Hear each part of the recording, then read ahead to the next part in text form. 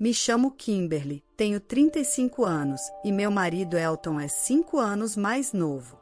Eu estava completamente focada na minha carreira e ele era meu subordinado no trabalho. Honestamente, casamento não estava nos meus planos, nunca estive muito animada com a ideia de me casar, pois nunca realmente namorei antes. Mas acabei me casando graças à sua persistência. Ele me garantiu que eu poderia continuar trabalhando como quisesse após o casamento, cuidando de todas as tarefas domésticas sozinho.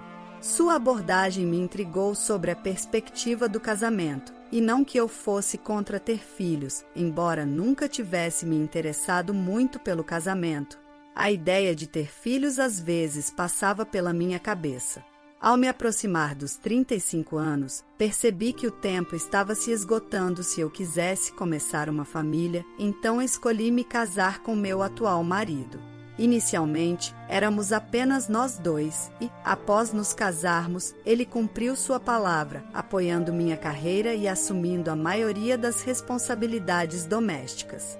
No entanto, nossa situação deu uma guinada brusca cerca de 6 meses após o casamento, quando meu sogro faleceu inesperadamente. A perda repentina do meu sogro, que era saudável, deixou minha sogra e minha cunhada mais nova, Milane, de 33 anos, arrasadas. Elas afirmaram que não conseguiam se virar sozinhas. Milane é freelancer com uma renda decente, mas seu foco em atividades de fã significa que sua estabilidade financeira não é robusta. Eu sempre senti que ela deveria buscar um emprego em tempo integral. Sempre que Milane me abordava junto com minha sogra, Elton sugeria a ideia de todos morarmos juntos. Kimberly, você já considerou morar com minha mãe e irmã? Você pode continuar trabalhando como freelancer normalmente e tê-las por perto aliviaria ainda mais a carga de trabalho doméstico. O que você acha? Elton, eu estou bem em continuar com meu trabalho, mas não sei sobre assumir mais tarefas domésticas se sua mãe se mudar e nós a ajudarmos. Não deveria ser ela a cuidar da maioria das tarefas domésticas?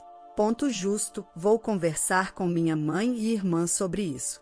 Por favor, pense em morarmos juntos, vou esperar até ouvir uma resposta clara de sua mãe e de Milane, respondi. Tenho minha própria vida e considerações financeiras a levar em conta. Deixei claro para meu marido que quero que todos os aspectos sejam cuidadosamente considerados. Pode parecer frio, mas cuidar envolve planejamento cuidadoso. No final, meu marido me garantiu que sua família cuidaria de todas as tarefas domésticas. Pensei em insistir em um acordo por escrito, mas guardei esse pensamento para mim. Bem, eles são tecnicamente família, então confio que eles cumprirão a palavra. E assim nos mudamos para a casa da família do meu marido. No nosso primeiro dia lá, fui cumprimentar minha sogra. Estou ansiosa para morarmos juntas, como Elton pode ter mencionado, continuarei com meu trabalho normalmente, então espero que você e Milane possam cuidar das tarefas domésticas. Em resposta, minha sogra nem olhou para mim antes de comentar. Por que Elton se casou com alguém como ela? Ela trabalha, então todas as tarefas domésticas vão cair sobre mim. Isso é aceitável para uma esposa? Normalmente, uma esposa cuidaria tanto do trabalho quanto das tarefas domésticas, não? Sua expectativa de que eu faria tudo era simplesmente inacreditável. Ela fez questão de que eu a ouvisse claramente antes de sair da cena. O quê? Isso não é o que eu esperava. As palavras da minha sogra me deixaram inquieta sobre nossa vida futura juntas. Enquanto arrumávamos nossas coisas desajeitadamente, Milane apareceu de repente na porta e comentou: acabei ficando com uma cunhada menos adorável. Pobre Elton. Com isso, ela saiu rapidamente. Não de novo, primeiro minha sogra, agora Milane. Eu não conseguia entender por que elas escolheriam viver comigo após falarem de mim dessa forma. Mais tarde, eu descobriria que tudo era por causa do meu dinheiro. Pouco depois de nos mudarmos, notei algo preocupante. No nosso primeiro dia sob o mesmo teto, apesar dos comentários sarcásticos anteriores, tanto minha sogra quanto Milane me ignoraram completamente. Elas preparavam refeições apenas quando meu marido estava presente, mas não faziam nenhum esforço para ajudar com a limpeza ou a lavanderia para mim. Tentei confrontá-las sobre as promessas quebradas várias vezes, no entanto, sempre que eu me dirigia respeitosamente à minha sogra como senhora, ela me lançava um olhar cortante e se afastava, deixando claro que não tinha intenção de interagir comigo. Milane não se comportava exatamente como a mãe, mas eu me via incapaz de protestar contra nenhuma das duas. Com o tempo, fazer minha própria lavanderia e limpar após voltar do trabalho se tornou uma rotina regular. Eu queria me abrir com meu marido sobre isso, mas hesitava por simpatia por ele. No entanto, o comportamento começou a piorar quando elas enfrentaram dificuldades financeiras para atividades de lazer e começaram a me pressionar sutilmente por mais dinheiro. A abordagem delas era evasiva, como se preferissem não me confrontar diretamente, deixando bilhetes sob minha comida. Hoje mesmo, encontrei um bilhete da minha sogra. Estamos em uma situação difícil este mês, você poderia nos emprestar 300? Considerei discutir isso com meu marido, mas ele parecia apertado de dinheiro devido a obrigações sociais e hábitos de bebida. Quando ele era meu subordinado, eu sempre fazia questão de que ele não gastasse demais em festas desnecessárias, mas após mudar de departamento após o casamento, ele achou difícil recusar convites e essas despesas começaram a se acumular. Achei difícil falar sobre as demandas financeiras com ele, então, relutantemente, cedi aos pedidos delas, tratando como um empréstimo. Esse padrão persistiu por 2 anos. Meu marido ficou cada vez mais confortável em não contribuir para as despesas domésticas, frequentemente me instigando a cortar custos a cada mês, com aparente indiferença. Até eu me acostumei com essa rotina, me sentindo presa em um ciclo de esquemas intermináveis. No entanto, havia algo mais que eu continuava fazendo, vou explicar isso em breve. Um dia, ao voltar do trabalho, encontrei vários itens espalhados do lado de fora da casa. Ao inspecionar mais de perto, percebi que eram meus pertences. O que é isso? Murmurei, com raiva, ao ver meus pertences tratados com tanto desrespeito. Determinada a expressar minhas queixas, tentei destrancar a porta da frente, apenas para descobrir que minha chave não funcionava mais. Droga, eles trocaram as fechaduras enquanto eu estava fora. Não aguento mais isso. Olhando para meus pertences espalhados, refleti sobre meus próximos passos. Foi quando notei outro bilhete debaixo dos itens. Não volte nunca mais, não queremos ver sua cara. Considere-se sortuda por não termos jogado suas coisas fora. Que pessoas terríveis! Minha sogra e Milane eram, sem dúvida, as mentoras por trás disso. Eu me perguntava o que Elton havia dito sobre a situação, mas a essa altura não importava mais para mim. Felizmente, eu tinha as chaves do meu carro à mão. Rapidamente carreguei o máximo que pude dos meus pertences no carro e dirigi direto para a casa dos meus pais. Senti um alívio ao saber que minhas coisas estavam seguras, pelo menos meu trabalho não seria afetado no dia seguinte. Ao chegar à casa dos meus pais, eles ficaram visivelmente chocados, mas me receberam calorosamente. Foi reconfortante estar de volta à casa da minha infância, um lugar que eu não visitava muito nos últimos 2 anos agitados. Tomando o chá preparado pela minha mãe, cercada pelo calor familiar, meu pai perguntou: "Por que você trouxe todos os seus pertences para cá? Você saiu de casa? O casamento requer paciência." Refletindo sobre o peso dessas palavras, por 2 anos, minhas interações com minha sogra e Milane foram esparsas, limitadas principalmente aos bilhetes ocasionais lembrando sobre dinheiro. Elton gradualmente se tornou dependente apenas da minha renda e, recentemente, parecia que ele me via apenas como um caixa eletrônico conveniente. Eu aguentei essa situação até agora. Quando confessei aos meus pais, eles empatizaram, dizendo: "Kimberly, você foi paciente o suficiente. Não vamos pedir para você suportar mais. Agora que eles te expulsaram, não há razão para voltar, certo?" Talvez você devesse considerar enviar uma notificação de divórcio para Elton. É verdade, ele parecia um jovem decente quando você se casou com ele, mas o dinheiro tem uma maneira de mudar as pessoas, é uma pena. Tanto meu pai quanto minha mãe mostraram genuína simpatia por mim, uma gentileza que me tocou profundamente. Nos últimos 2 anos, eu não havia experimentado isso, mas lágrimas inesperadas surgiram nos meus olhos. Foi tão difícil para você? Meu pai perguntou, com uma expressão preocupada. Não, é só que eu não sentia esse nível de simpatia há muito tempo, é reconfortante. Como você disse, pai, vou enviar os papéis do divórcio para o Elton, mas quero observar a situação por um tempo. Tenho a sensação de que algo interessante pode acontecer em breve. Realmente, senti que algo estava prestes a acontecer. Surpreendentemente, esse momento chegou cerca de 3 meses depois. Nesse meio tempo, eu havia me mudado da casa dos meus pais e me estabelecido em um novo apartamento. Nunca imaginei retornar o controle sobre meus ganhos, gastando como eu quisesse. Contratei um serviço doméstico para cuidar das tarefas, o que me permitiu aproveitar meus dias de folga com viagens e compras que eu desejava há muito tempo.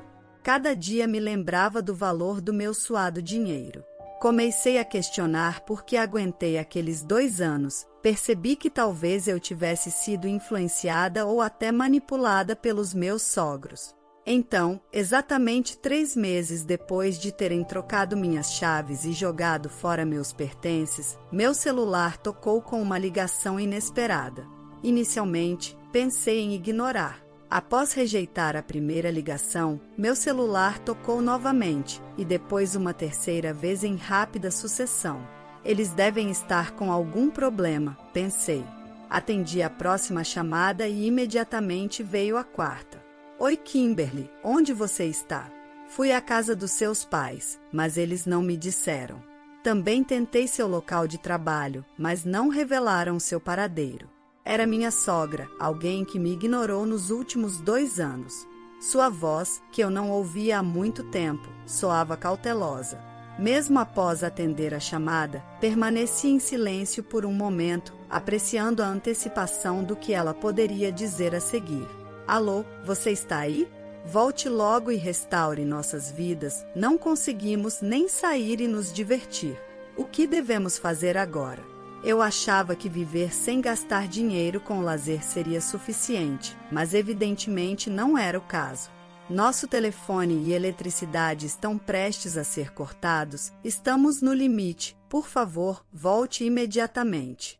Ela não percebe que está pensando apenas em si mesma?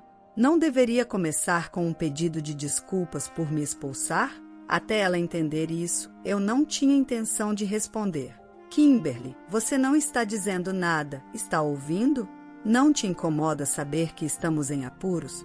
Percebendo que ela não iria se desculpar, decidi encerrar a ligação e pressionei o botão para desligar. Parece que ela não tem noção de arrependimento. No dia seguinte, meu telefone tocou novamente. Kimberly, por que você ignorou a ligação da mamãe ontem? Mesmo com problemas, você não fez nenhum esforço para ajudar, ela não sabia se você estava ouvindo. Ignorar chamadas assim não é muito maduro, hein? Desta vez, era Milane ligando. Honestamente, as ligações da Milane sempre foram as mais incomodas e ela teve a ousadia de me dar sermão sobre não ignorar chamadas. Elas me ignoraram por 2 anos e, de repente, eu sou a errada? Eu não podia acreditar na audácia dela. Planejei aguentar a ligação um pouco mais, mas sem um pedido de desculpas, não tinha intenção de responder. Ouvi da mamãe, mas estamos enfrentando problemas financeiros em casa, nosso telefone e eletricidade podem ser cortados em breve. Sem ar-condicionado, nesse calor, não dá para suportar. Você pode viver com isso? Se nosso telefone ficar fora de serviço, como entraremos em contato com você? Então, por favor, volte logo e nos ajude a pagar as contas atrasadas. As exigências egoístas dela tornaram fácil continuar ignorando. Ei, você está ouvindo? Não disse uma palavra, ainda está chateada com o que aconteceu há 3 meses? Aquilo foi obviamente só uma brincadeira, você está exagerando. Como adulta, você deveria saber a diferença entre uma piada e um assunto sério. Pare de ser teimosa e volte para casa. Elas jogaram meus pertences como lixo e trocaram as fechaduras para que eu não pudesse entrar. Isso é uma mensagem clara para não voltar, mesmo que afirmem que foi tudo uma brincadeira ou trote. Agora, acho difícil acreditar, já que Milane também não parece interessada em se desculpar. Decidi encerrar a chamada, seria uma perda de tempo ouvi-la por mais tempo. No dia seguinte, finalmente recebi uma ligação do meu marido. Oi, Kimberly, sinto muito, minha mãe, minha irmã e eu, todos percebemos que fizemos coisas terríveis, você pode voltar?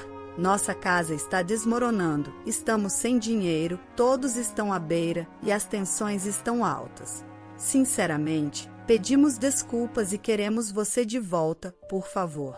Meu marido parecia sentir a necessidade de se desculpar, pelo menos, mas agora era tarde demais. Por que ele me ignorou por 3 meses? Se tivesse sido apenas nos primeiros 3 dias, eu poderia ter considerado voltar, mas já se passaram 3 meses. Abracei minha nova vida, aproveitando cada momento de independência. Não há razão para eu voltar para aquela família agora. Agradeço suas desculpas, mas, dado tudo o que aconteceu, não tenho intenção de voltar, Elton. Por que você ficou inacessível por 3 meses? Como pôde fazer isso como marido? Pesquisei e adivinhe o que descobri. Você estava me traindo, não estava? Foi o que a agência de detetives me contou. Obrigada por me tratar como um caixa eletrônico por 2 anos. Vou enviar os papéis do divórcio. Por favor, lide com isso adequadamente.